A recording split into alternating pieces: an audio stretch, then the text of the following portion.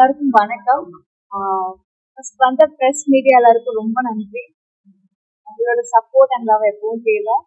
இந்த படத்துல நான் ஒரு முக்கியமான ஒரு கேரக்டர் பண்ணியிருக்கேன். அந்த கேரக்டர் கண்டிப்பா எல்லாருக்கும் ஒரு இம்பாக்ட் கிரியேட் பண்ணணும்னு நினைக்கிறேன். இதெல்லாம் சப்போர்ட். நான் வந்து எக்ஸ்ட்ரீம் படத்துடைய இயக்குனர் ராஜவேல் கிருஷ்ணா. இது வந்து எனக்கு 3வது படம். ஃபர்ஸ்ட் பிள்ளைன்னு ஒரு படம் பண்ணேன். செகண்ட் வந்து தூவல், இதே பேனருக்கு செகண்ட் வந்து அவங்களுக்கு அது ஃபர்ஸ்ட், எனக்கு வந்து செகண்ட் படம். இப்போ 3வது வந்து எக்ஸ்ட்ரீம்னு ஒரு படம் பண்ணியிருக்கோம்.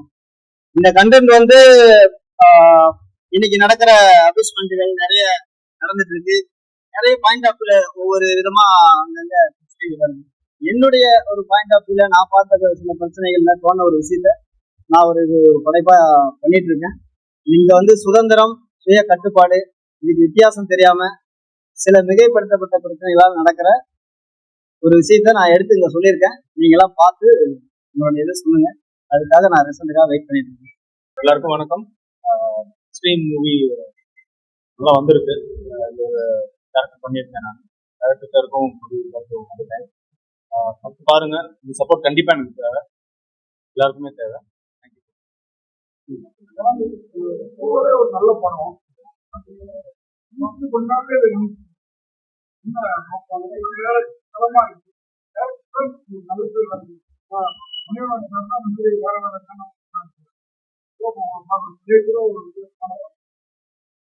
உடனே உங்க பேரை நல்ல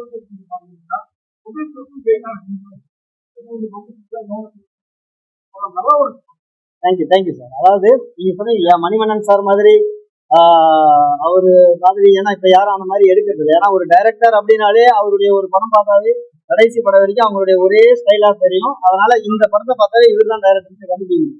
மணிவண்ணன் சார்து மட்டும்தான் அப்படி கண்டுபிடிக்கவே முடியாது.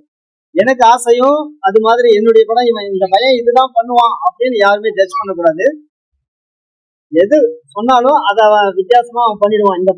இந்த மாதிரி வெரைட்டி அவனால பண்ண முடியும் அப்படின்றத நான் வந்து சாதிக்கணும்னு நினைக்கிறேன். நான் பண்ணி பார்க்கணும்னு நான் நினைக்கிறேன். அதை தான் நான் பண்ணிட்டு இருக்கேன். இது வந்து பாத்தீங்கன்னா நம்ம உடனுக்குடனே பண்றேன் அப்படின்னா, நம்ம வந்து கொரோனா முடிஞ்ச அந்த டைம்ல நான் எடுத்ததுதான் தூவல். இது வந்து நாங்க இப்போ ஒரு 1 இயருக்கு முன்னதான் ஸ்டார்ட் பண்ணோம்.